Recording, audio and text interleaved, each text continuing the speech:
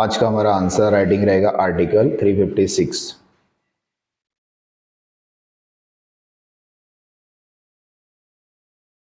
Question है हमारा, संविधान में जिसे मृत पत्र होने की आशा की गई थी वह सर्वाधिक विवादास्पद प्रावधानों में से एक बन गया। आर्टिकल 356 के संदर्भ में इस पे चर्चा करना है।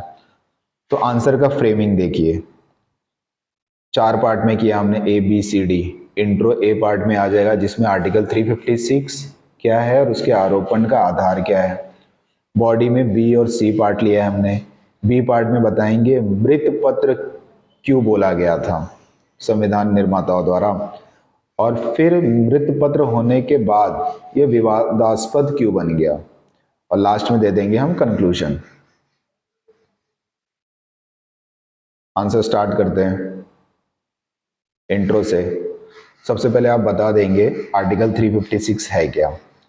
तो आर्टिकल 356 के अनुसार यदि राज्यपाल के प्रतिवेदन या अन्यथा, प्रतिवेदन अर्थात रिपोर्ट, यदि राज्यपाल रिपोर्ट दे देता है राष्ट्रपति को और राष्ट्रपति को यह समाधान हो जाए कि किसी प्रांत का शासन संवैधानिक प्रावधानों के अनुसार नहीं चल सकता, तो वह उस प्रांत में संवैधानिक तंत्र की विफलता की घोषणा कर सकता है, जिसे क्या कहेंगे, राष्ट्रपति शासन। और ये तो हो गया 356। अब देखते हैं आरोपण का आधार। आरोपण के दो आधार हैं, पहला आर्टिकल 355, दूसरा आर्टिकल 365। 355 संविधान केंद्र से अपेक्षा करता है कि वह राज्य की सुरक्षा बाहरी आक्रमण आंतरिक अशांति से करे, साथ ही यह सुनिश्चित करे कि प्रत्येक राज्य का शासन संविधान के प्रावधानों के अनुसार चल रहा है या नहीं, संविधान के प्रावधानों के अनुसार। 365 बोलता है यदि राज्य केंद्र द्वारा दिए गए निर्देशों का पालन करने में असमर्थ रहे। ये दो आर्टिकल आपको याद रखना आरोपण के लिए। अब हमारा बॉडी पार्ट आएगा कि मृत पत्र होने की आशा क्यों की गई थी। तो देखते हैं मृत पत्र होने की आशा के कारण क्या थे।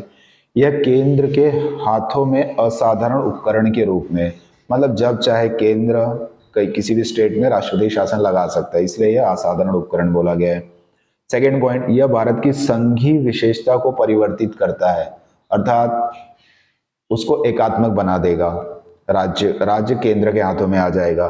साथ ही यह निर्वाचित राज्य सरकार को हटाकर जनादेश के विरुद्ध चला जाता है। इसको आप रिलेट कर सकते हो बहुत सारे एग्जाम्पल से, एमपी में क्या होता है, बिहार में क्या होता है, महाराष्ट्र में क्या हुआ, रिलेट कर सकते हैं।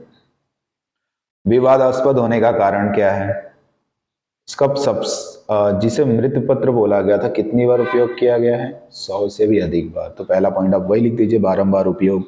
सेकेंड पॉइंट, यदि केंद्र और राज्य में अलग अलग राजनीतिक दल हो जाते हैं तो इसका दुर्भावनापूर्ण उपयोग हो सकता है, इसलिए विवादास्पद है। थर्ड पॉइंट, संवैधानिक तंत्र की विफलता को परिभाषित नहीं किया गया। जो आर्टिकल में बोला गया है संवैधानिक तंत्र की विफलता, उसको परिभाषित ही नहीं किया गया तो कभी भी लागू किया जा सकता है।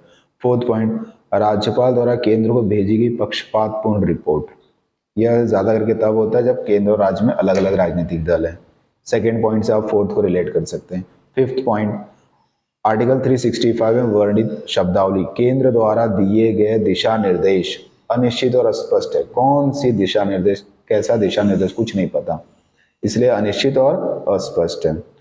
एंड में देंगे हम कंक्लूजन।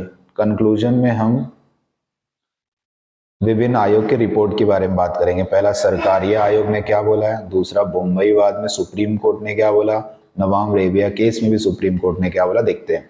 सरकारिया आयोग ने क्या बोला है, सरकारिया आयोग ने अन्य सभी विकल्पों के विफल होने के बाद ही इस आर्टिकल के उपयोग की सिफारिश की है। जब कोई रास्ता ना बचे तभी करना है। बम्बई विवाद में सुप्रीम कोर्ट ने यह घोषणा की कि राष्ट्रपति की घोषणा न्यायिक समीक्षा के अधीन, अर्थात राष्ट्रपति शासन जो भी लागू होता है वह न्यायिक समीक्षा के अधीन है। और नवाम रेबिया केस में इस निर्णय को कायम रखा गया। कौन सा निर्णय, ये जो बम्बई विवाद वाला था। साथ में आप एक लाइन और लिख सकते हैं, सहकारी संघवाद को बढ़ावा देने के लिए सुप्रीम कोर्ट के जो दिशा निर्देश हैं उनका पालन करना आवश्यक है। तो ये रहा हमारा आंसर आर्टिकल 365 पे। इसको मृत पत्र बोला गया, तो सबसे पहले फ्रेम बना देना आप कि फ्रेमिंग में ये पार्ट आएगा और उसी को एक आंसर के रूप में आपको लिख देना है।